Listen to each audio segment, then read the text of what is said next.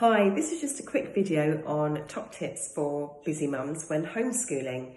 Clearly we're at a very uncertain period of time, a time like no other that we're all experiencing together. So I think that it's great if we can all support each other with whatever tips we can in this journey. So today I want to talk about homeschooling.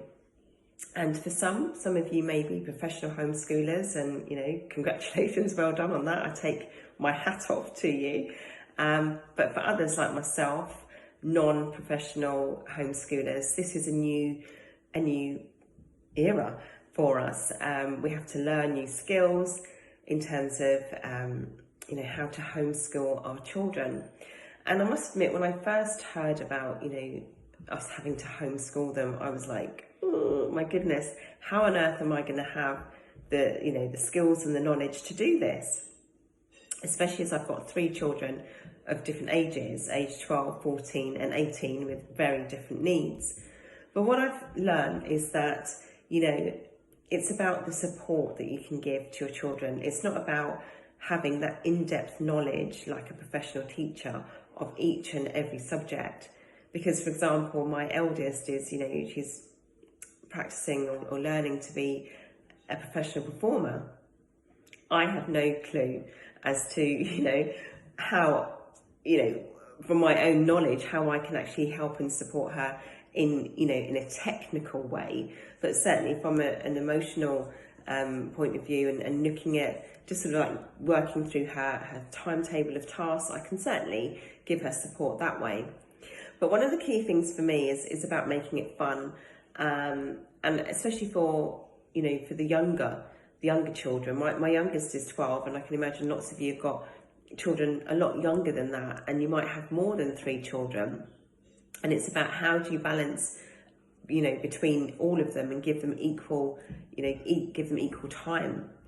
So I dip in and out to each of them. I make sure that they've all got a quiet space within the home. I know not everyone's fortunate enough to have different rooms in their homes that, depending on how many children you've got, can all have their own dedicated space. But it's about being creative with your space and seeing, where can you make that quiet space for them so that they can, have the best opportunity for learning.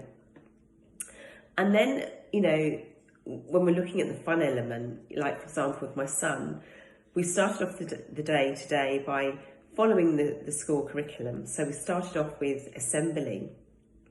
So I walked into the room and I said, "Good morning." And then he saw me and he went, "Good morning, Mrs. Attram." And it was so funny. We just had such a giggle, and it was a great start to the day. And then we looked at, what his expectations were for the day and what my expectations were for the day in terms of the school learning day, what we both wanted to get out of it. Now, that's a tip that I'm sharing with you. That might work with you, might work with your children, might not, because each child is different. Certainly that works with my 12-year-old. It wouldn't work so well with my 14-year-old daughter, and definitely not with my 18-year-old. But I'm using this time period as an opportunity for growth, for personal growth and development for me, so that I can tune in more about my, with my children's learning to tailor my support for their individual needs. And it's certainly not something that's going to be learned overnight for me or for hundreds of thousands of mothers, fathers, carers around the world. We're all on this journey together. So whatever tips we can share with each other, help each other out, all of you professional homeschoolers out there that have been doing it and flying the flag for years, help us out, give us a like, give us some advice on our, on our post, comment below. That would be really, really, really appreciated. And the other key thing is that we need to remember is that, how we react in this particular crisis is going to have a knock-on domino effect on our children. So out of all of this fear and anxiety, let's at least make one thing positive for our children, and that's that learning experience. Because, unless you are a professional homeschooler, you perhaps, this is going to be, a new paradigm for you. you've not had to spend this, this amount of time on your children's education. You do it in the evenings for homework and on the weekends, but doing it, throughout the school day from 9 till 4 or whatever the school hours are, it's going to be very, very different for you.